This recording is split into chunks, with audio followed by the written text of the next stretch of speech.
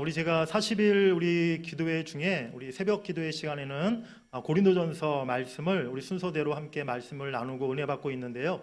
특별히 제가 고린도전서 3장 말씀을 이렇게 묵상하다가 오늘 본문의 내용에 더 큰 은혜를 받아서 오늘 이 말씀은 새벽 기도회 때가 아니라 주일 예배 때 우리 모든 성도님들 함께 이렇게 말씀을 나누었으면 좋겠다, 이런 마음이 들어서 오늘 이 말씀을 전하게 되었습니다. 오늘 말씀의 제목을 한번 따라해 보시겠습니다. 하나님의 밭, 하나님의 집. 고린도 교회는 바울이 2차 선교 여행 중에 세웠던 교회입니다. 바울은 그곳에서 적어도 1년 6개월 정도 머물면서 복음을 전하고 또 이 고린도 교회를 개척하여 고린도 교회를 세웠어요. 그런데 바울이 고린도를 떠나 이제 에베소에 머물고 있을 때 고린도 교회에 대한 마음 아픈 얘기가 전해져 오게 되었습니다. 고린도 교회 안에 분열이 생겨 파벌이 만들어졌다는 그러한 가슴 아픈 소식이었어요.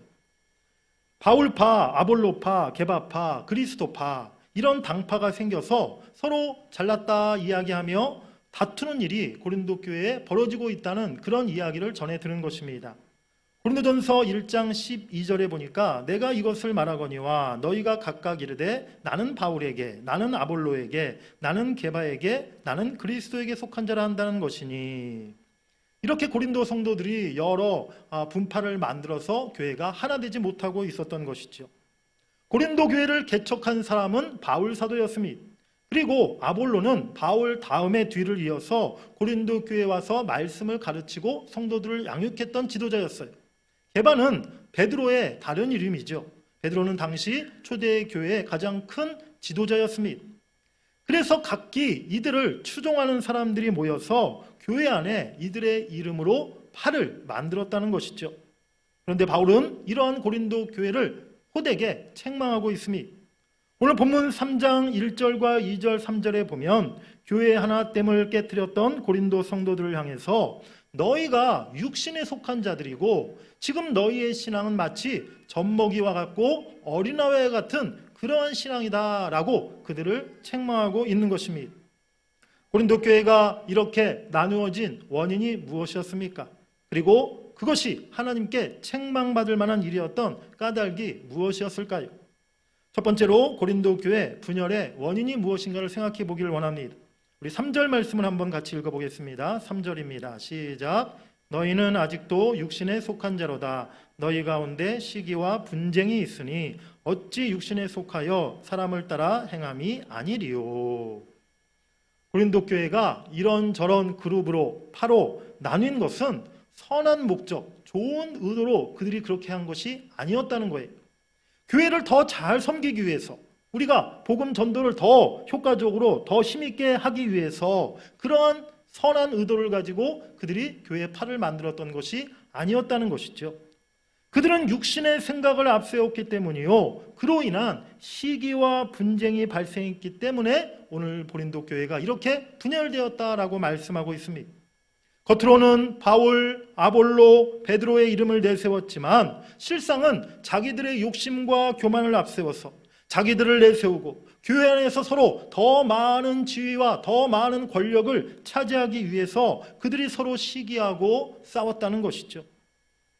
고린도 교회 안에 있던 이런 육신적인 사람들이 일으킨 시기와 분쟁, 권리 주장과 다툼으로 인해서 결국은 주의 몸된 교회가 상처 입고 허물어지는 그런 결과를 초래했던 것입니다. 세상 정치하는 사람들은요, 하나로 모였다가도 금세 나누어지기도 하고 또 당을 나누기도 하고 또 그렇게 파가 나뉘어지는 그런 모습들을 우리가 흔히 보게 됩니다.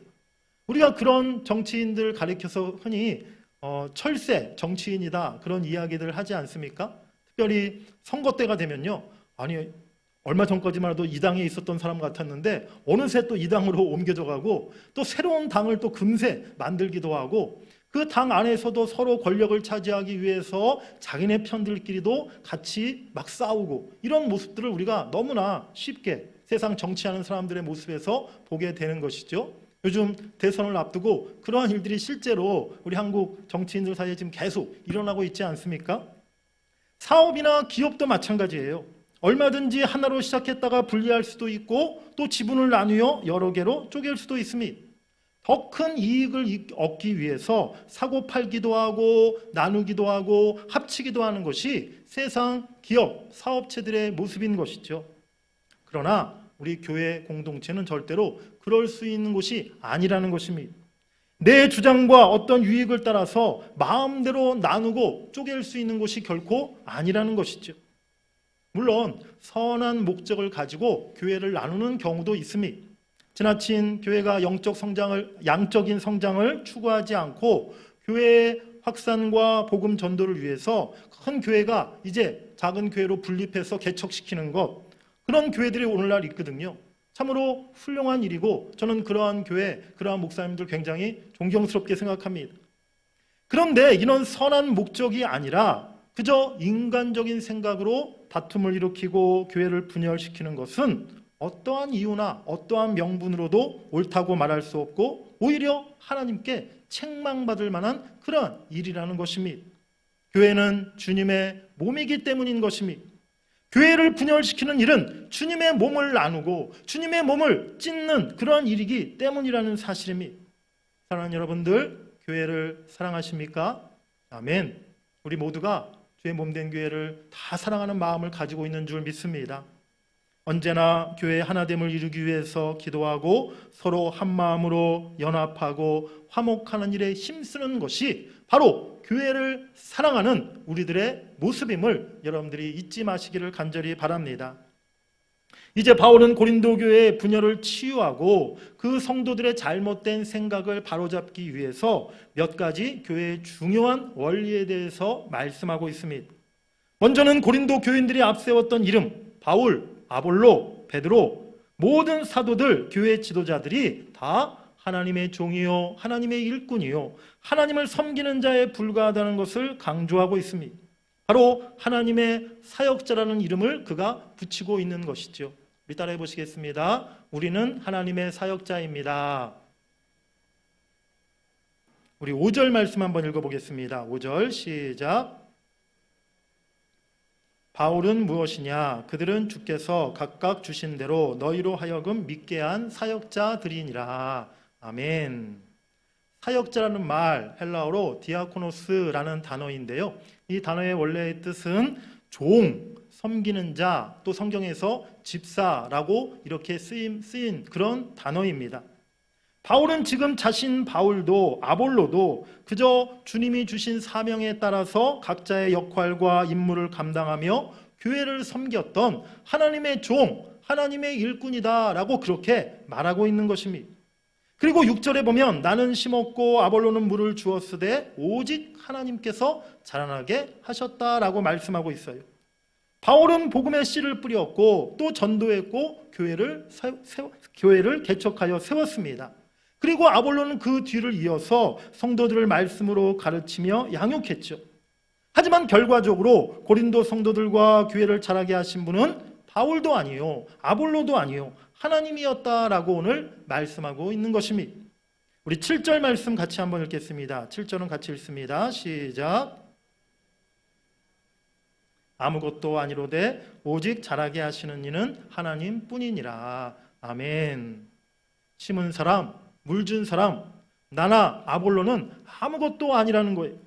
교회를 세우고 자라게 하신 이는 오직 하나님 뿐입니다 라고 오늘 바울이 고백하고 있는 줄 믿습니다. 성경은 하나님께서 오직 교회의 주인 되시고 교회의 지도자들과 모든 성도들이 다 같이 주의 일꾼으로서 같이 협력하여 하나된 교회를 이뤄가야 할 것임을 오늘 우리에게 말씀해 주시는 줄 믿습니다. 사랑하는 여러분들, 내가 지금 교회에서 어떤 위치, 어떤 직분에 있다 할지라도, 지난날 교회에서 내가 무슨 일을 했고 아무리 큰 공을 세웠다 할지라도 내가 했다, 내가 무엇을 이루었다, 내가 교회를 세웠다라고 이렇게 말할 수 없다는 것을 여러분들이 기억하시기 바랍니다. 오직 하나님의 일꾼으로 부름받아 사명 맡겨주신 것에 우리는 감사하고 우리에게 주어진 그 직분을, 사명을 충성되이 감당하는 것이 성도의 마땅한 자세인 줄 믿습니다. 내가 교회를 설립한 게 아닙니다. 내가 교회를 부흥시키고 내가 교회를 성장하게 만든 것이 아닙니다. 교회를 세우고 자라게 하신 분은 오직 하나님뿐임을 여러분들이 꼭 기억하시기를 바랍니다. 주님이 교회의 머리 되시고 우리들은 주인의 뜻을 따라 주인의 명령을 따라 일하는 일꾼이라는 사실이죠. 목사만, 교육자만, 교회의 사역자가 아니라 바로 우리 모든 성도님들 여러분 전체가 다 교회의 사역자고 교회의 일꾼이라는 사실 여러분들이 꼭 기억하시기 바랍니다. 누가복음 17장 10절에 보면 우리는 무익한 종이라 우리가 하여야 할 일을 한 것뿐이라 라고 말씀하고 있어요. 이것이 바로 하나님의 사역자, 바로 주님의 교회 일꾼들의 자세여야 한다는 것입니다. 우리는 그저 하나님의 종이요 우리가 해야 할 일을 한 것뿐입니다. 그러한 겸손한 자세로 내 공로나 내 권리를 주장하는 것이 아니라 언제나 섬김으로 희생으로 우리에게 맡겨진 사명 감당하는 것이 주의 교회 사역자의 모습인 줄 믿습니다. 나는 아무것도 아닙니다. 제가 한 것이 아닙니다. 주님이 하셨습니다. 주님이 이루셨습니다. 그렇게 고백하시는 여러분들이 되시기를 주의 이름으로 간절히 축원합니다. 그렇다면 이 땅에서 우리가 교회를 위해서 주님을 위해서 섬기고 충성하고 헌신하는 것은 아무것도 아닌 것입니까? 그렇지가 않죠. 우리 8절 말씀 읽어보겠습니다. 8절 시작. 심는 이와 물 주는 이는 한 가지이나 각각 자기가 일한 대로 자기의 상을 받으리라. 아멘. 천국에서 우리가 일한 대로 각각의 상급을 하나님께서 주실 것이라 분명히 말씀하고 있어요. 교회에서도 때로는 공을 세우고 수고를 많이 하신 분들에게 상을 줄 때가 있습니다. 특별히 우리 주일학교 우리 청소년부 학생들에게 상을 줄 때가 있죠. 여름 성경학교 수련회 때 꼭 마지막 폐예배 때 빠지지 않는 시간이 시상식 순서입니다. 우리 작년 올해 코로나 때문에 우리 교회 학생들 지금 여름 성경학교 수련회를 제대로 하지 못하고 있는데 예전에 이렇게 성경학교 수련회 하면은 마지막 날 교회에서 푸짐한 선물을 준비해가지고 뭐 학용품, 장난감 이런 것들을 준비해서 우리 학생들에게 그 선물을 이렇게 시상식을 항상 했었는데요. 저도 예전 주일학교 어린이 때 또 청소년부 때 이렇게 교회 수련회, 성경학교 때 교회에서 상을 많이 받았던 그런 기억이 나요. 우리 장년들에게도 교회에서 때로는 감사패를 드리기도 하고 또 무슨 전도 집회 때 전도 많이 하신 분들에게 전도상을 이렇게 드릴 때도 있죠. 이번에도 우리 교회가 지금 가정예배 우리 캠페인을 하고 있는데요. 가정예배 8주 다 드리신 우리 가정들에게 교회에서 선물을 드리겠다. 제가 그렇게 약속드렸죠. 엄청나게 지금 좋은 선물을 드리려고 하고 있습니다. 기대하시기 바랍니다. 교회에서 어떤 선물을 주실지. 이렇게 우리가 교회에서도 때로는 정말 잘한 칭찬받을 만한 학생들 또 성도님들에게 상을 줄 때가 있다는 거예요. 하지만 우리 모든 신앙생활의 진짜 목적은 이 땅에서 상 받고 교회에서 무슨 감사패 받고 이 땅에서 칭찬받는 것이 아니라 우리가 신앙생활하며 교회를 섬기고 충성한 것에 대한 진짜 상은 하나님 나라에서 하나님이 주시는 상급임을 여러분들이 꼭 믿으시길 간절히 바랍니다. 사람에게 칭찬받기보다 하나님께서 칭찬하시고 하나님 나라에서 큰 상급을 받으시는 면류관을 다 받으시는 우리 성도 여러분들 되시기를 주의 이름으로 간절히 축복합니다. 바울은 이제 우리가 모두 하나님의 동역자다라고 이렇게 이어서 말씀하고 있어요. 우리 한번 따라해 보시겠습니다. 우리는 하나님의 동역자입니다.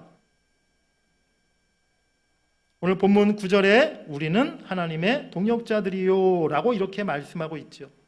제가 성경에서 참 좋아하는 단어 중에 하나가 바로 이 동역자라는 이 단어예요. 헬라어로 슈넬구스라는 그런 단어인데요. 함께 일하는 자, 함께 수고하는 자라는 뜻을 가진 그런 성경에만 사용되는 그런 단어입니다. 사실 일반 세상에서 우리가 동역자라는 말 잘 쓰지 않잖아요. 세상에서는 동업자라는 말은 써도 동역자라는 말을 쓰지 않는데 동업자라는 것은 세상 돈벌이를 위해서 함께 일하는 사람을 말하는 것이고요. 성경에서 말하는 동역자는 하나님의 일을 위해 하나님 나라 사명을 위해 함께 일하는 사람을 말하는 것이죠. 세상 기업이나 조직이나 단체는 모든 것이 다 수직적인 관계로 되어 있어요. 계급이나 직이나 직급의 높고 낮음이 있고요. 또 세상 어떤 사리에는 늘 언제나 갑과 을의 그런 관계가 있는 것을 보게 됩니다. 그리고 늘 경쟁하는 경쟁자 관계인 것이죠.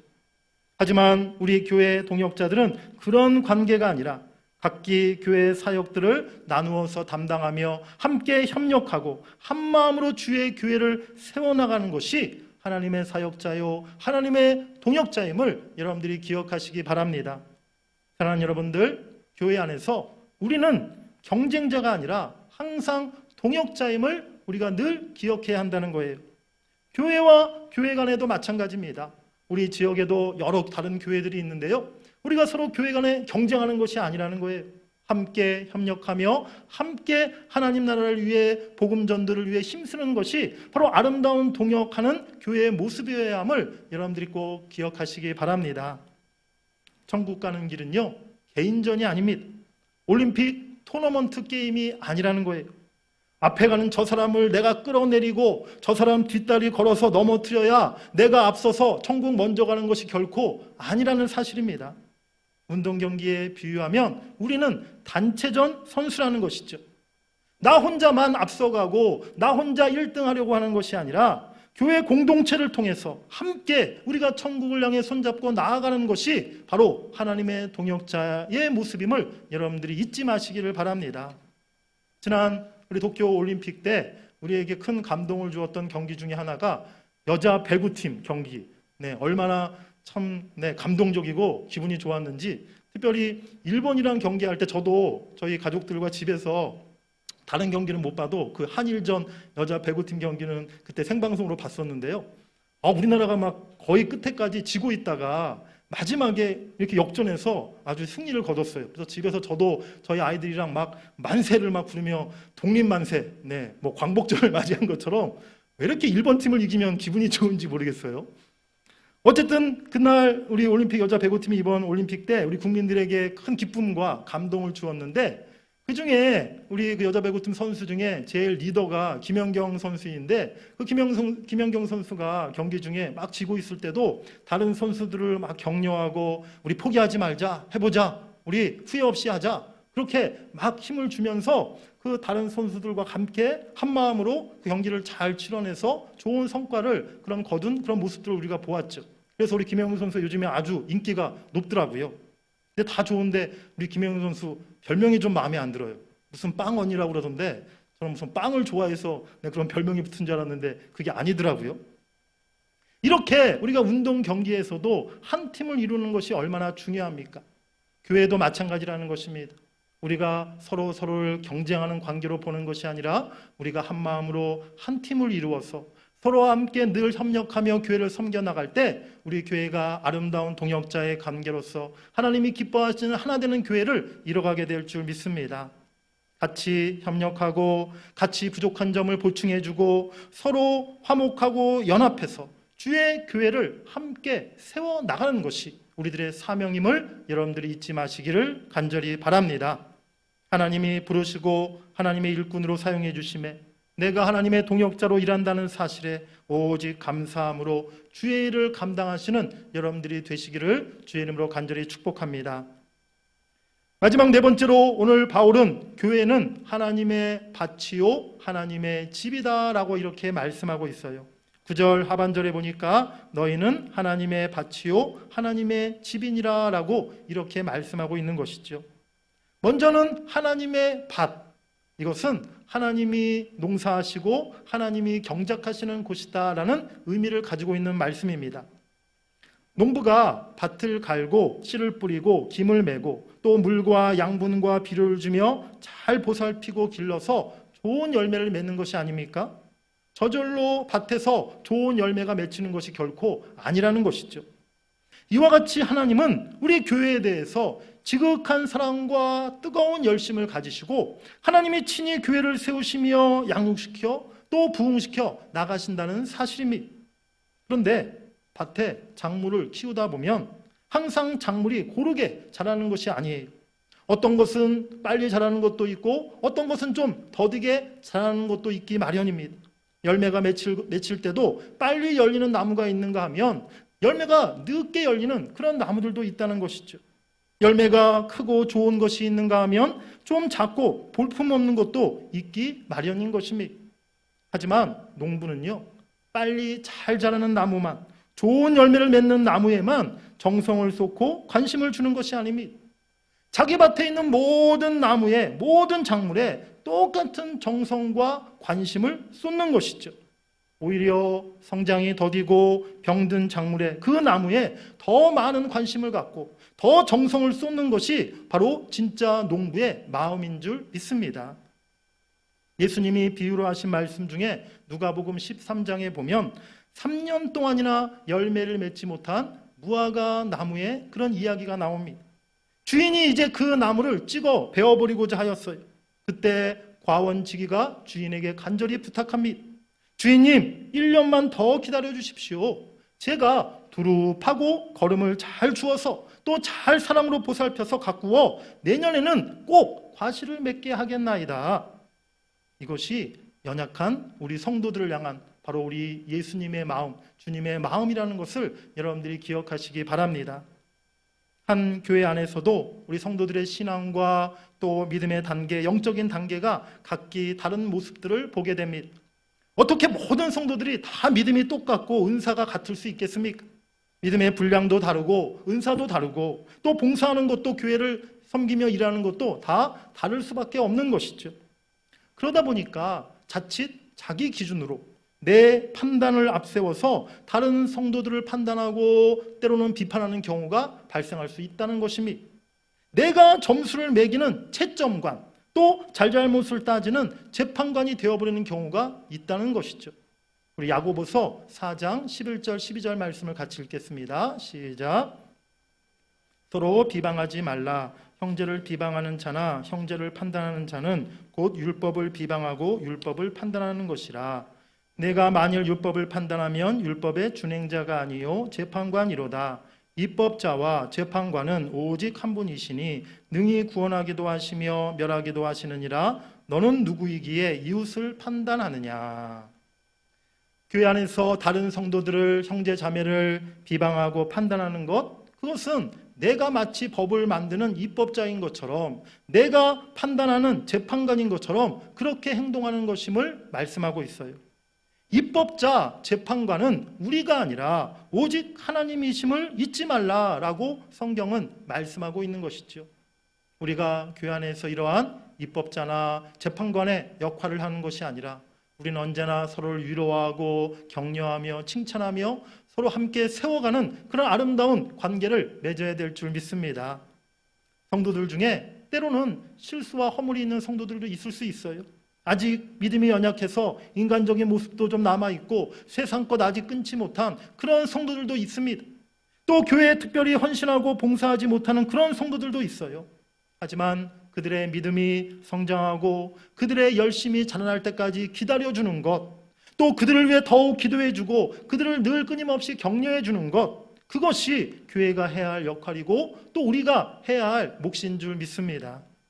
그래서 우리 교회의 밭은 하나님의 보살핌과 서로 간의 위로와 격려 속에서 한 그루의 나무도 마르거나 시들거나 뾰펴지지 않고 모두 다 건강하고 아름답게 자라나기를 간절히 원합니다. 모두가 좋은 알곡이 되고 모두가 좋은 풍성한 열매를 맺는 우리 사랑하는 성도들이 다 될 수 있기를 간절히 축복합니다. 또한 우리 교회의 밭에 이제 새로운 싹이 나고 또 새로운 나무들이 우리 밭을 가득 채울 수 있기를 원합니다.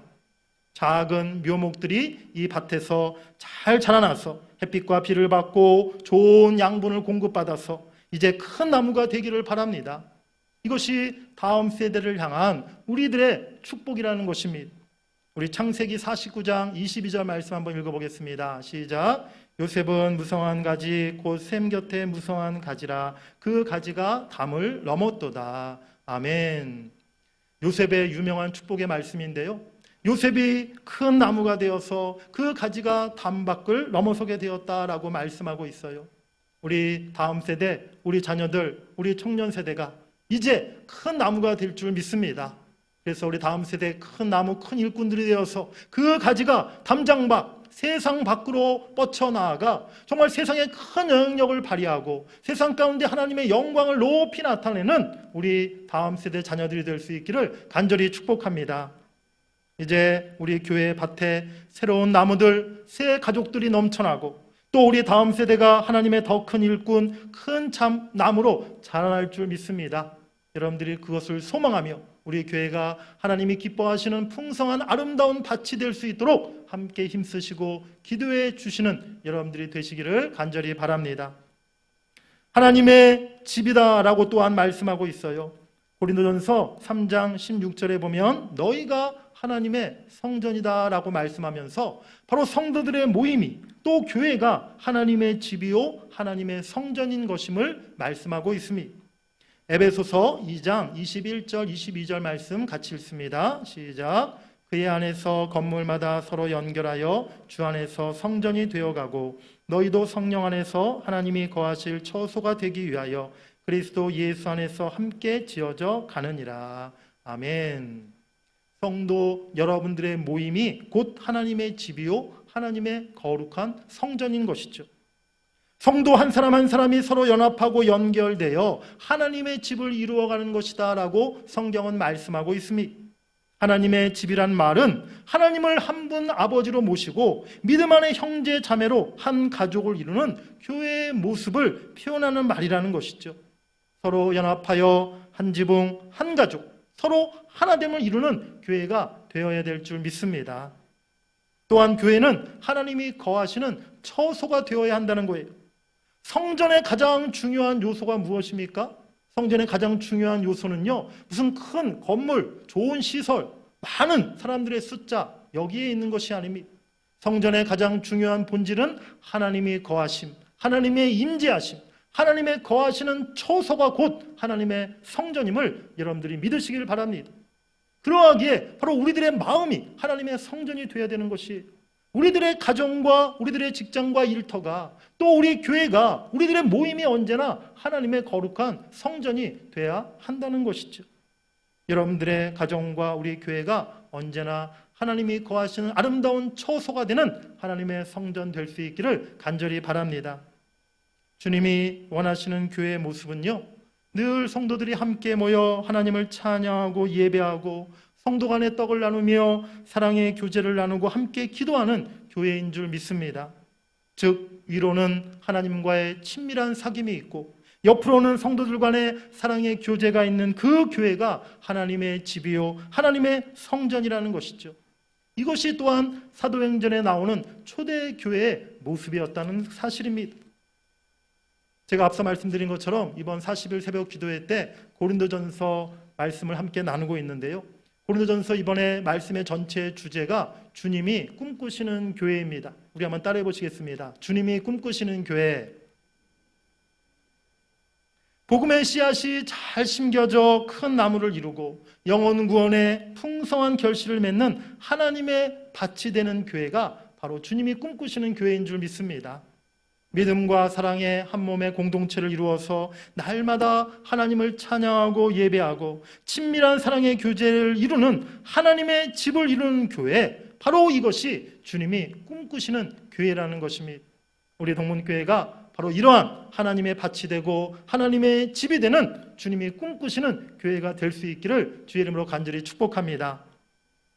우리 모두는 하나님의 동역자요 주님의 몸된 교회를 이루는 지체요 또 한 가족입니다. 그와 같은 믿음과 교회 사랑하는 마음이 여러분들 가운데 넘쳐나기를 간절히 바랍니다.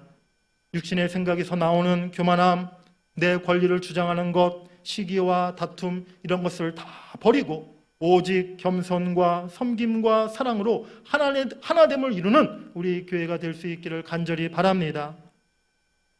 저는 외할아버지, 외할머니, 외가 쪽에 신앙을 물려받아서 어릴 때부터 어머니를 따라 교회를 이렇게 다녔습니다. 모태신앙인 것이죠. 제가 지금껏 살아온 지난 한 50여 년의 제 인생을 이렇게 돌아보면요, 제 인생의 많은 부분에 바로 교회가 자리 잡고 있다는 것을 생각하게 돼요. 학창시절 학교 생활에 대한 어떤 추억보다는요, 주일학교 교회 생활에 대한 추억이 제 마음에 훨씬 더 많은 부분을 차지하고 있다는 것이죠. 그래서 학교 선생님들이나 학교 친구들 잘 생각이 나지 않아요. 별로 좋았다는 느낌이 별로 없어요. 그런데 교회 선생님들, 교회 전사님들, 교회 형들, 누나들, 친구들 그때도 훨씬 좋았고요. 지금도 바로 교회 선생님들, 친구들이 훨씬 더 제 마음속에 많이 생각이 난다는 것이죠. 제가 대학부 또 청년부 때 교회 봉사하며 또 청년부 활동하면서 학교에서 MT 한번 가본 적 없고 어디 뭐 방학 때 여행이나 또 뭐 휴가 제대로 한번 가본 적 없었지만 그래도 교회 봉사하면서도 늘 너무 기뻤고 또 교회를 아끼고 사랑하는 마음으로 또 교회가 너무나 좋았기 때문에 누가 억지로 시키지 않았지만 늘 교회에서 그렇게 봉사하고 또 교회에서 함께 많은 시간들을 보냈었다는 것이죠. 요즘에 우리 청소년부 학생들을 보면요, 제가 그런 점에 있어서 너무 많이 안타까워요. 참 요즘에 우리 학생들은 그저 주일 예배 1시간 그거밖에 교회에 나오는 시간이 없잖아요. 저희 학교 다닐 때는 사실은 학교 끝나고 나면 어디 갈 데가 없어서라도 교회 왔었거든요. 그때 뭐 학원 다니는 것도 아니고 무슨 PC방이 있었던 것도 아니고, 그러니까 학교 끝나면 교회에 모여서 우리 형들이랑 또 뭐 친구들이랑 교회에서 같이 찬양도 하고 기타도 치고 예배 준비도 하고 또 1년에 무슨 한두 번씩 하는 문학의 밤 그거 한다고 한 3달, 4달 전부터 밤마다 교회에 와서 연습하면서 라면 끓여가면서 그렇게 교제했던 그런 아름다운 추억들이 지금도 기억이 많이 난다는 것이죠. 목사가 된 이후에 자연스럽게 교회가 제 삶의 거의 전부가 되었습니다. 자연스럽게 교회를 사랑하는 마음이 이전보다도 더 커지게 되었죠. 제가 우리 교회에 부임한 지 이제 채 4개월이 지나지 않았는데요. 저는 우리 교회가 참 좋고요. 또 교회를 사랑하는 마음이 제 마음에 늘 가득합니다. 그 마음이 날로 더 커져갈 줄 믿습니다. 제가 40일 지금 철야 기도하는 중에 밤 12시에 이렇게 강단에 올라와서 이 자리에 앉아 이렇게 조용히 눈을 감고 기도하면 제 마음이 너무 편안하고 또 제 마음이 너무 기쁘고 행복한 거예요. 참 이 밤에 이렇게 하나님의 집 또 교회에 와서 정말 너무 사랑하는 교회를 위해서 또 우리 성도들을 위해서 이 밤에도 기도할 수 있다는 것이 너무나 감사하고 기쁘다는 것이죠. 기도하다가 피곤해서 잠시 이제 제가 이 자리에서 바로 침낭을 펴고 한두 시간 정도 잠시 휴식을 취하는데요. 침낭에 펴서 이렇게 누워있으면 정말 하나님의 품에 안긴 것 같아요. 야, 이것이 정말 하나님의 집이구나. 그래서 집에서 자는 것보다도요, 여기서 자는 게 훨씬 더 잠이 더 잘 오더라고요. 네, 1시간만 자도 피곤이 그냥 금세 풀리는 것 같아요. 그것이 하나님을 사랑하는 마음, 교회를 사랑하는 마음에서 비롯된 그런 마음 아니겠습니까? 하물며 목사인 저도 그런데 우리 하나님께서 우리 교회를 얼마나 더 사랑하시겠습니까? 하나님은 교회를 세우시기 위해 독생자 예수님을 십자가에 내어주셨습니다. 예수님의 보혈 그 핏값을 지불하시고 우리 교회를 세워주신 줄 믿습니다. 그래서 교회는 주님의 몸인 것입니다. 하나님은 세상 그 무엇보다 교회를 귀히 여기시고 사랑하시는 줄 믿습니다. 그렇기에 하나님은 지금도 우리의 교회를 돌보시고 우리의 교회와 늘 함께 하시고 우리의 교회를 자라나게 하신다는 것입니다. 그런 교회를 우리가 어찌 함부로 대하고 그런 교회를 우리가 어찌 찢고 상처내고 나눌 수 있겠습니까? 사랑하는 우리 대전 동문교회가 하나님이 주인 되시며 하나님의 밭이요 하나님의 집인 그런 거룩하고 아름다운 교회로 계속해서 자라나고 성장해 갈 수 있기를 주의 이름으로 간절히 축복합니다. 늘 하나님의 기쁨이 되고 하나님의 자랑이 될 수 있는 우리 교회가 될 수 있기를 소망합니다. 주님 오시는 그날까지 우리 모두가 하나님의 사역자로 하나님의 일꾼으로 하나님의 동역자로 함께 교회를 섬기고 언제나 하나됨을 이룰 수 있는 여러분들이 되시기를 간절히 바랍니다. 그래서 주님의 더 크신 뜻과 비전을 성취하고 하나님 앞에 큰 영광 돌릴 수 있는 축복된 우리 교회 또 여러분들 모두가 되시기를 주의 이름으로 간절히 축원합니다. 우리 한번 크게 따라해 보시겠습니다. 우리는 하나님의 사역자입니다. 우리는 하나님의 동역자입니다. 우리는 아름다운 하나님의 밭, 하나님의 집입니다. 그런 귀한 기회를 우리에게 주신 하나님께 우리 감사와 영광의 박수를 드리겠습니다. 하나님 감사합니다. 우리 교회를 주신 하나님께 감사합니다.